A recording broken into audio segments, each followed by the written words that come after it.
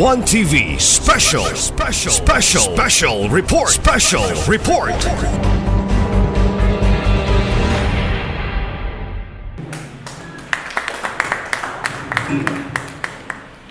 Thank you very much, Sir Janel.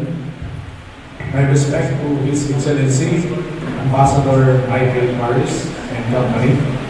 To our local city executive, Honorable Mayor Emilio Decebro Juan Jr., to the Vice Mayor, Honorable Riza Waminal de los Santos, together with our Sangguniang Bayan members, the Municipal Council members, to our local and national officials in attendance, of course, our warmest greetings to the captain of the ship, our provincial governor, Attorney Henry Sidilia Waminal, who is also watching with us this morning, to our top performing and young representative of District 2, our Congressman Honorable Sancho Fernando Ando Fuentes Waminal. To all of us, a pleasant morning again. Ayaw buntag. I'm sorry I cannot utter just a Belgian word in greeting a morning to our guests, but I think the good ISP member, Attorney Nikki, had done on our behalf. Thank you very much, Attorney Nikki, for my task this morning is to present to you the milestones and challenges of our municipality. So the municipality of Clarin lies in the central part of the province of Misamis Occidental, located in the northwestern part of Mindanao. It is bounded on the north by the municipality of Tudela, going to the capital of the province. On the south by the city of Osamis, on the east by Panghitabao, and on the west by the province of Zamboanga del Sur. The land features of the municipality are characterized by flat elevations in the urban areas. The coastline portion of the barangay Clarin, Poblacion de la Paz, Lupagan and Lapasan consists of alluvial soils and some swamplands with an average elevation of 2.1 meters above sea level. From the lowlands, the slopes gradually and becomes elevated until it reaches the peak of Mount Malindang on my right side. The Mount Malindang, the famous Mount Malindang.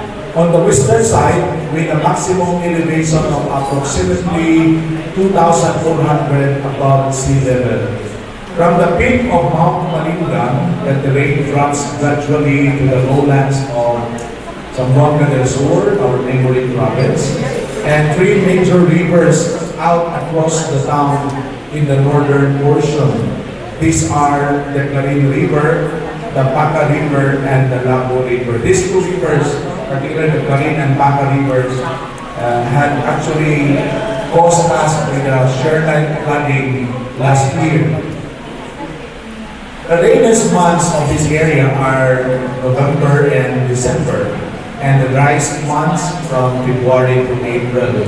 The average monthly rainfall is 17.4 centimeters. Like the province, the town is typhoon free because of our Mount Malindang.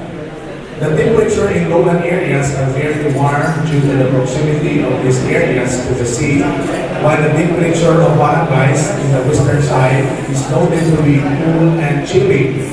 Relative humidity varies between 80% per month.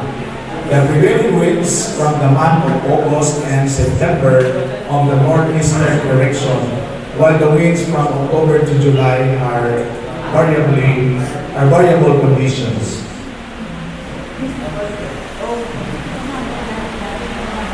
Clarin Misamis Occidental has been categorized as fourth-class municipality in the province of Misamis Occidental, with a land area of 84.50 hectares and a total population of 39,000. It is close to 15,000 now in 2023. It was originally inhabited by the natives, we call them Subanos, a tribe of peace and freedom-loving natives.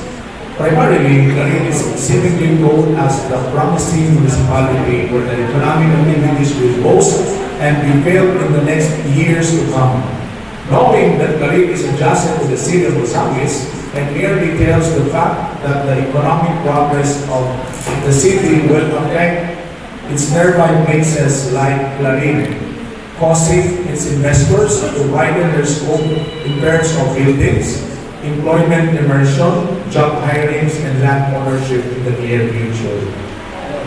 Clarin envisions to become an environmentally balanced and resilient community of God-loving and vigilant citizens in the province with a sustainable agri-based economy, developed tourist destination, governed by dynamic and efficient leaders headed by our action man Mayor Emilio Julio Roma Jr. And of course, together with our Vice Mayor, Riza Waminal de los Santos.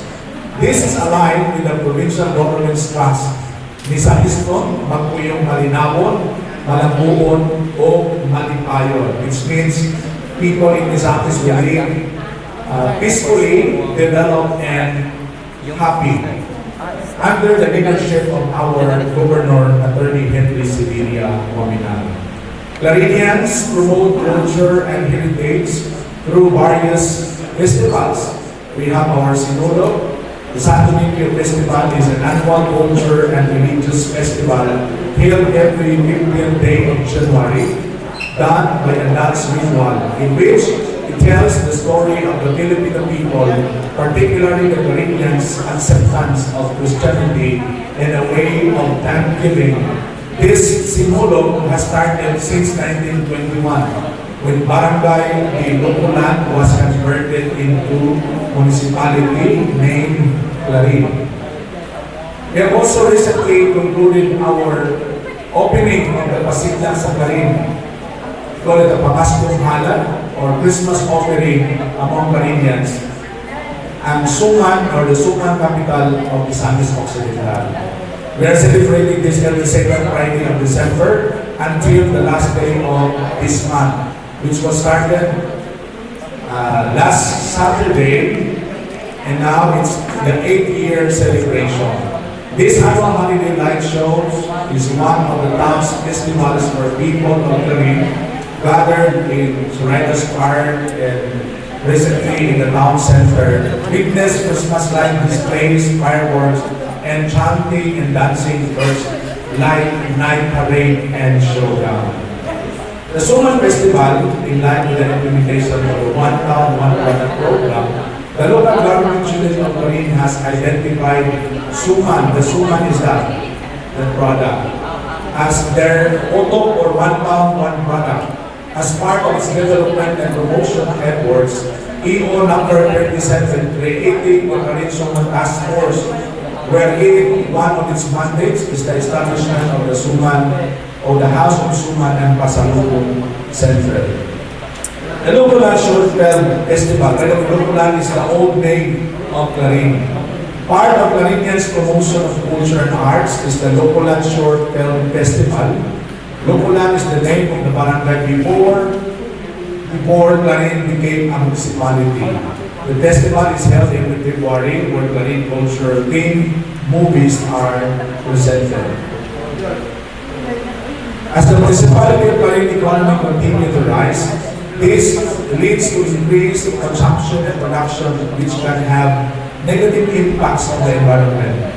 Pollution, deforestation, and resource depletion, among others, are some of the environmental challenges associated with growth. A year ago, Misamis Occidental experienced shear line flooding that caused floods which greatly affect the residents of Barangay Panay, Barangay Bituon, Barangay Galina, Barangay Dolores, Kanikapan, and Masago. I think two of these barangays will be visited by the team later. We have the picture later.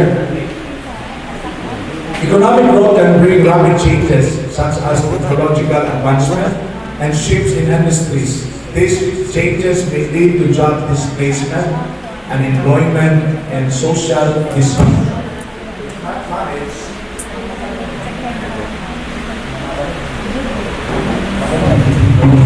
If not managed properly, potentially causing economic and social unrest. The local government unit of Clarin work closely with various civil society organizations, CSOs, and non-governmental organizations like NGOs, like the DITIB, especially the DITIB, was strongly supporting our LGU's program together with PKK. Let's give a hand to this very active and supportive NGO. Of course, represented by the Executive Director, my mentor, Sir Roldan Gonzalez, special acknowledgement. Let's give a hand to Sir Roldan. We collaborate and we collaborate at a certain stage like planning, implementation, monitoring, and evaluation. With this, we have fervent hope that our local government unit of Clarin will strive to innovate and maybe even reinvent our local special bodies to welcome more civic society organization for greater commitment and dedication.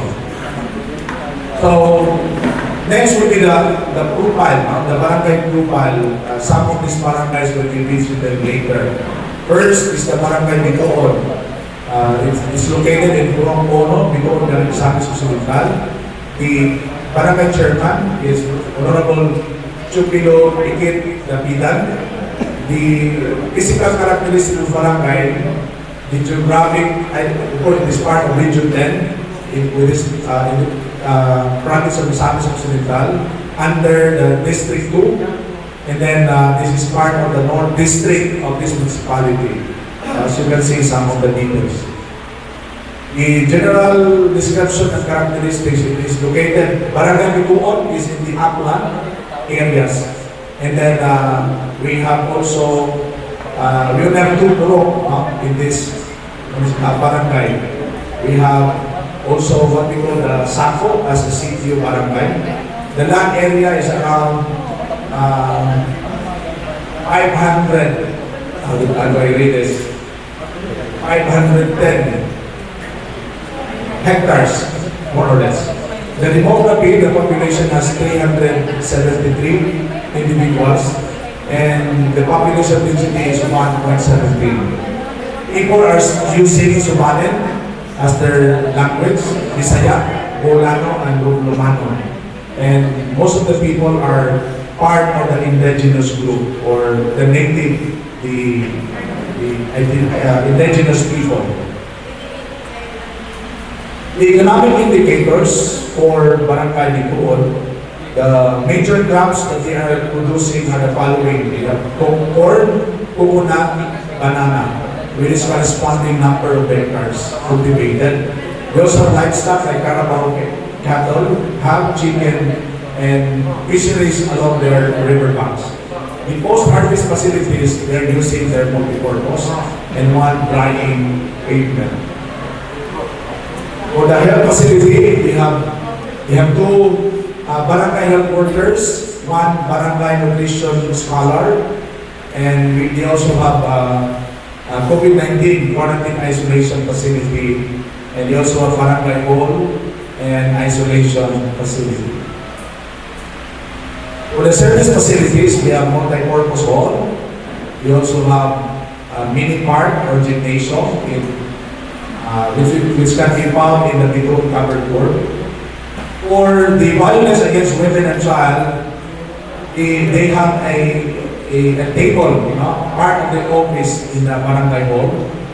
The covered court serves as the evacuation center, and at the same time, their elementary school is, as of this time, they have a new construction because it was actually affected by the share line. So the schools was then damaged. So temporarily, the children, the learners are using the covered court to continue their education. As we go there, the school is no longer visible because it was washed out during the share line. Of course, we are blessed that even if it's in the upland, the access road is 100% concrete. And of course, the water system, we also have the source there, few meters away from the center of the barangay.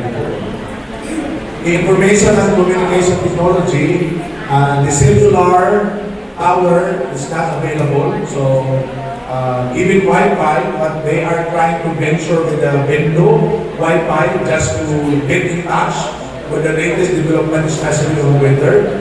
And the source of electricity, just like in the lowlands, we have the Municipal, it's a cooperative, electric cooperative. The time of waste collection equipment, that's it. We have waste collection bins, 4 units, it's in the barangay. The mode of transportation is going there. We can use tricycle and some single motor, but our four-wheel cars can also reach there. But the people can only go down in the town, in the municipality by means of single motor and some with tricycle. Before, they're just using horse as their means of transportation and merely walking. But now, since the roads are already passable and 100% concrete, they can use their single motor and even tricycle. And even our progress car can also reach the area. Significant events of barangay. Climate-related and geologic events. We have flooding, actually not just twice, but many times, especially during the easterlies and other weather disturbances. We have blast floods, dry spell now, as I mentioned, from February to April, that's the driest month of our municipality. So people also are affected in cultivating their areas. This area also is landslide prone area. In fact, 2 years ago, the center of this barangay experienced landslide.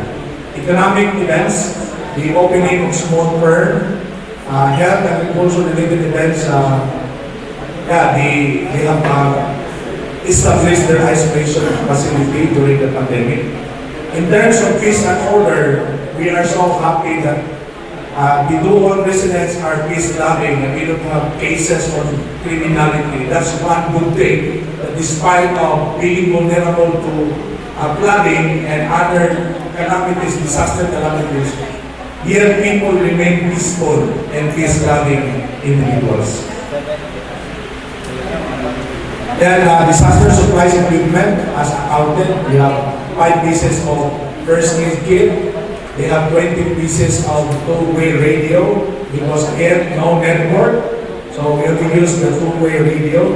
Medical grade or PPE set 15 pieces.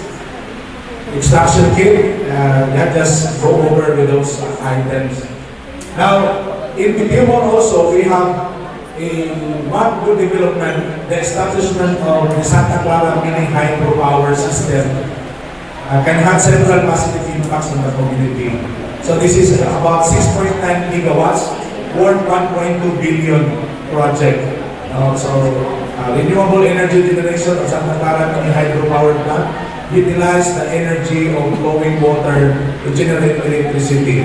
So obviously that project is intended for renewable energy using our source of water. For economic development, both during the construction phase and operation of mini hydro could create job opportunities. This can foster economic development in local communities, increase income, and enhance financial stability. For environmental benefits, it is considered a clean and low-impact energy source because I think the Department of Energy is promoting also renewable energy.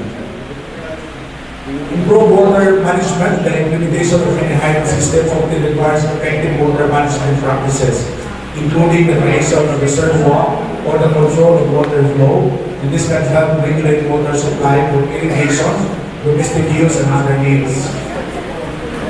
So that was the brief profile of our municipality as to the milestone and challenges. May that presentation will give insight to our guests, especially to His Excellency Michel Parys, to the kind of support that we would also extend, considering that our identified barangay had been suffering during the share-like planning last year that would commence on December 24, few days from now. Thank you very much, and God bless everybody. We will be hearing a response coming from our honored guest, His Excellency Michel Parys, the Ambassador of the Kingdom of Belgium to the Philippines. And yes, sir, let us give our hands to, once again, His Excellency Michel Parys for his response to all of us. I am Bota. Honorable Mayor, when I asked the name of the mayor coming here, they told me it's Jojo. That's easy to remember, but thank you very much. So esteemed member of the Municipal Board, local officials, thank you very much. Dear Governor, who is watching me, I heard, dear Congressman. So my own Bota, I have a small anecdote to say about this. I'm not very good at languages because everyone here speaks English, so I never had the occasion to much learn about the local languages of the Philippines. I'm not as good as Attorney Malik here, who is spoken French. Many years ago, I started to be active on internet. I started to be active on social media. I was active in some chat groups, and sometimes in these chat groups there was Mangatang Umaga, and sometimes there was Mayon Bota. So I asked, excuse me, you're all Filipinos, what is the difference? So it was explained to me. And one day at Foreign Affairs in Belgium, there is a meeting, and they seem to believe that everyone in the Philippines is speaking Tagalog. I said, no, it's not so. Because, and I explained, Mangatang Umaga, Mayon Bota, and people look at me and say, how do you know this? And so I explained this. I'm active in social media, I'm active on internet, and I meet some people. This guy knows something about the Philippines. So in 2020, when it was decided who would become ambassador in 2021, they chose me. So the Mayon Bundtag had an influence in me becoming ambassador here. So I will not forget this. This is not my first trip to Mindanao, but it's the first trip to this region. I'm very honored and very pleased to be here. By the way, do you know when the first Belgian arrived in Mindanao? You can guess.